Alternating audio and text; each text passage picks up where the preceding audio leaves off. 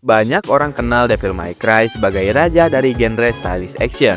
Tapi jujur aja, perjalanan Dante itu nggak pernah benar-benar mulus. Faktanya, franchise ini pernah nyaris dikubur hidup-hidup karena kesalahan mereka sendiri. Dari PC yang nggak jelas, keputusan aneh, sampai satu game yang hampir menghancurkan nama Devil May Cry sepenuhnya.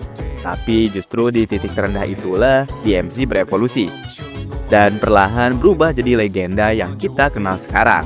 Dan di video ini, kita bakal ngebedah perjalanan franchise Devil May Cry. Gimana sebuah kegagalan bisa jadi bahan bakar utama yang bikin DMC bangkit dan akhirnya jadi ikon di dunia game action. Sekalian juga ini jadi awal segmen franchise di channel gua. Jadi kedepannya gua nggak cuma ngebahas soal franchise yang hancur lalu bangkit, tapi juga ngebedah identitas gamenya, keputusan aneh developer, kenapa sebagian game dicintai sementara yang lain ditolak mentah-mentah sama fans, dan sebagainya lah guys. Ya selain ini masih banyak lah yang akan dibahas ke depannya. So stay tune aja guys, dan langsung aja kita ngebahas videonya.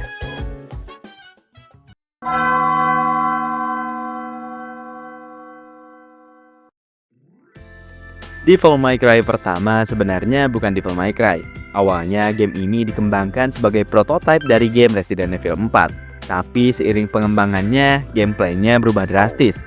Karakter bisa melompat tinggi, bergerak cepat, dan bertarung dengan gaya yang terlalu over the top untuk game horror.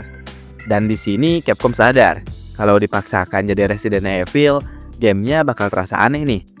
Makanya proyek ini tuh dipisahkan dan lahirlah game Devil May Cry. Keputusan ini penting, karena tanpa disengaja, Capcom menciptakan genre action stylish yang benar-benar baru. DMC 1 terasa berat, lambat, dan kaku kalau dibandingkan seri-seri setelahnya. Tapi justru disitulah kekuatannya. Pertarungan 1 lawan 1 terasa intens. Setiap serangan juga punya bobot. Pemain dipaksa membaca gerakan musuh dan bukan sekedar spam tombol. Dante di DMC 1 juga masih dingin dan misterius. Belum terlalu banyak bercanda, belum segila versi modern lah.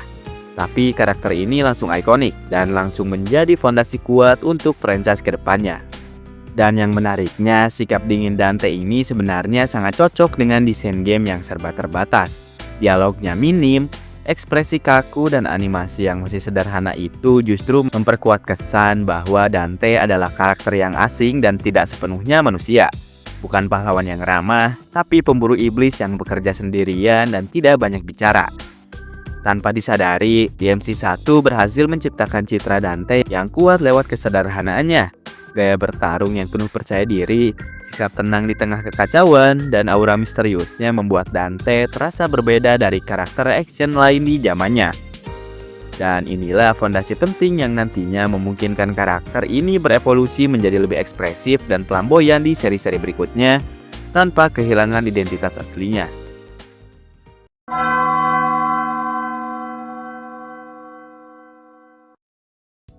Devil May Cry 2. Devil May Cry 2 sering disebut sebagai titik terendah dalam sejarah franchise ini.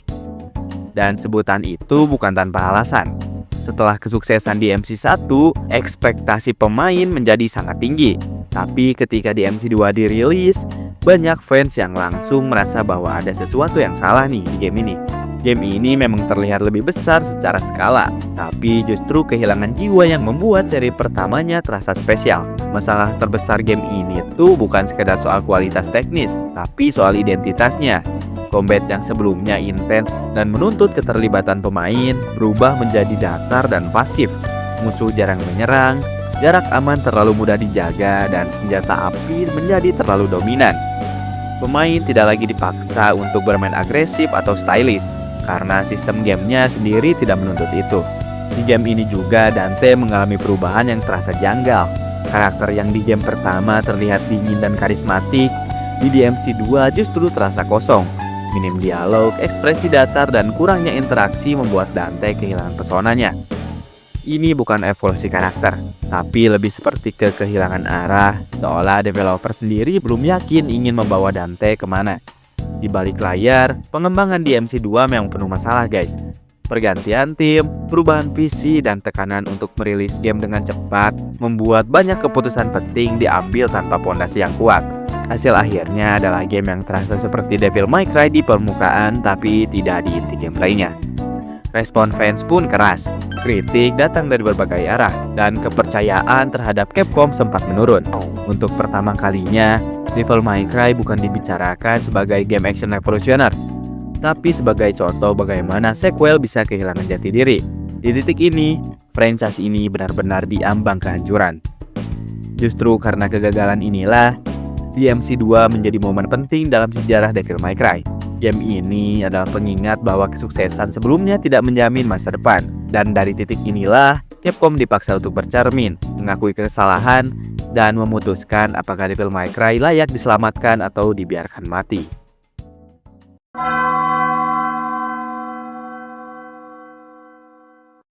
Devil May Cry 3 adalah momen di mana Capcom benar-benar sadar bahwa mereka hampir kehilangan segalanya.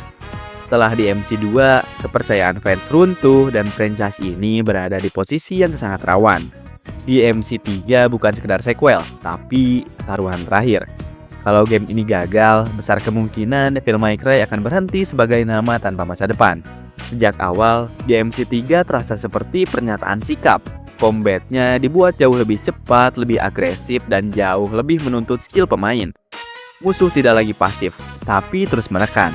Pemain dipaksa bergerak, membaca situasi, dan benar-benar menguasai mekanik. Devil May Cry kembali ke akar sebagai game action yang menantang, bukan sekedar tontonan yang stylish. Perubahan paling besar ada pada Dante. Di DMC3, Dante tampil lebih muda, lebih arogan, dan jauh lebih ekspresif. Ia banyak bercanda, memprovokasi musuh, dan menikmati pertarungan. Perubahan ini awalnya terasa drastis, tapi justru memberi nyawa baru pada karakter Dante. Ia tidak lagi sekedar sosok misterius, tapi karakter dengan kepribadian kuat yang mudah diingat. DMC3 juga memperkenalkan sistem style yang menjadi salah satu fondasi terpenting pada franchise ini. Pemain diberi kebebasan memilih gaya bertarung, entah itu fokus menyerang, bertahan, atau mobilitas. Sistem ini membuat Devil May Cry bukan hanya soal mengalahkan musuh, tapi bagaimana cara mengalahkannya. Dan disinilah konsep stylish benar-benar diwujudkan, bukan sekedar istilah doang. Menariknya, saat pertama kali dirilis, DMC3 justru dikritik karena tingkat kesulitannya yang terlalu tinggi. Banyak pemain merasa game ini kejam dan tidak ramah. Tapi seiring waktu, persepsi itu berubah. Kesulitan tersebut justru mendorong pemain untuk belajar, berlatih, dan memahami sistem combat secara mendalam. Komunitas pun tumbuh dan Devil May Cry mulai dikenal sebagai game action yang punya kedalaman mekanik yang serius. Dan pada akhirnya, Devil May Cry 3 bukan hanya soal menyelamatkan franchise ini, tapi juga mendefinisikan ulang identitasnya. Dari game yang hampir mati, Devil May Cry bangkit sebagai standar baru game action stylish. DMC3 menjadi bukti bahwa kegagalan sebelumnya nggak sia-sia, karena justru dari sanalah Devil May Cry menemukan bentuk terbaiknya.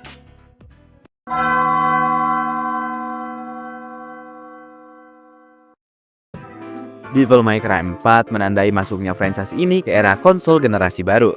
Untuk pertama kalinya, DMC hadir dengan visual HD yang jauh lebih bersih, animasi lebih halus, dan skala dunia yang terasa lebih luas dibanding seri sebelumnya. Secara teknis, ini adalah loncatan besar yang menunjukkan Capcom ingin membawa Devil May Cry ke level yang lebih modern.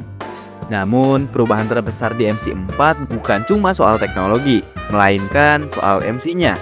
Capcom mengambil keputusan berani dengan memperkenalkan karakter baru bernama Nero sebagai protagonis utama.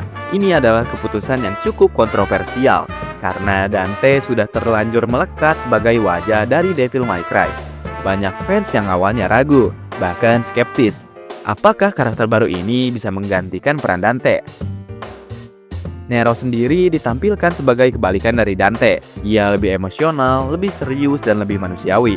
Jika Dante adalah pemburu iblis penuh gaya yang selalu terlihat menikmati pertarungan, Nero justru terasa seperti pemuda yang terjebak dalam konflik besar yang tidak sepenuhnya ia pahami. Hubungannya dengan Kairi dan latar kota Fortuna membuat cerita DMC4 terasa lebih membumi dan personal. Dari sisi gameplay, Nero membawa inovasi besar lewat Devil Bringer. Mekanik ini memungkinkan pemain menarik musuh, melempar mereka, dan mengontrol posisi lawan dengan cara yang belum pernah ada di seri sebelumnya. Combat terasa lebih agresif dan dinamis, sekaligus membuka banyak kemungkinan combo baru. Ini membuat Devil May Cry 4 terasa fresh meski masih berakar kuat pada sistem stylish action khas Devil May Cry. Masalah mulai muncul ketika permainan beralih kembali ke Dante di paruh kedua game. Alih-alih menghadirkan area dan desain level baru, pemain justru dipaksa mengulang map yang sama dari arah yang berlawanan. Hal ini membuat banyak orang merasa DMC4 seperti game yang belum sepenuhnya selesai sesuai visi awalnya. Potensi besar yang sudah dibangun terasa tidak dimaksimalkan sepenuhnya. Meski begitu, Devil May Cry 4 tetap menjadi fondasi penting bagi masa depan franchise ini. Game ini memperkenalkan ide-ide baru, memperluas dunia DMC, dan membuktikan bahwa seri ini bisa berevolusi tanpa kehilangan identitas intinya. DMC4 adalah game transisi, gak sempurna, penuh eksperimen, tapi sangat krusial. Tanpa DMC4, kebangkitan Devil May Cry di masa depan mungkin tidak akan pernah terjadi.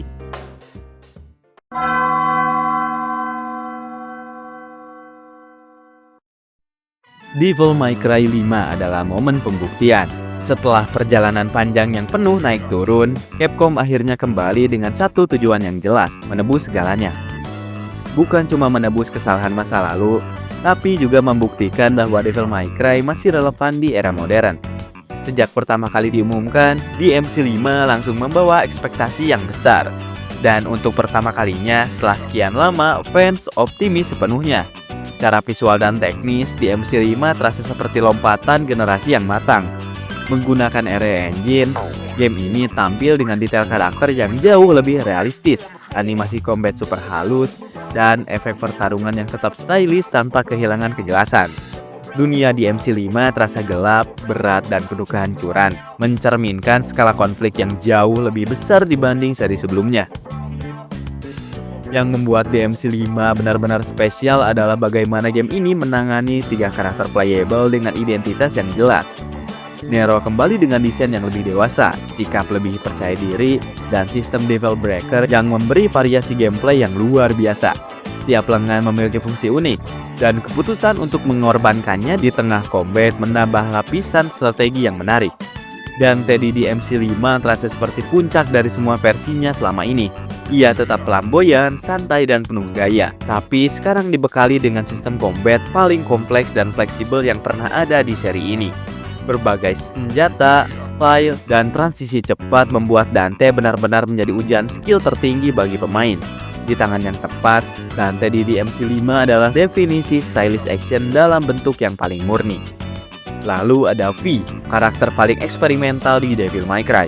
Dengan gaya bertarung berbasis sumo dan posisi yang rapuh, V menghadirkan ritme bermain yang benar-benar berbeda. Ia bukan karakter yang kuat secara fisik, tapi justru mengandalkan kontrol, timing, dan pemahaman arena. Keberadaan V bukan cuma soal variasi gameplay, tapi juga bagian penting dari narasi dan tema cerita di MC5. Dan pada akhirnya, Devil May Cry 5 bukan cuma sekedar sequel yang bagus. Ini adalah pernyataan, sebuah penebusan total yang mengikat seluruh sejarah franchise. Menyatukan karakter lama dan baru, serta mengembalikan kepercayaan fans sepenuhnya. DMC5 adalah bukti bahwa Devil May Cry tidak hanya bertahan, tapi mencapai puncaknya, sebuah penutup era yang terasa pantas untuk legenda sebesar ini.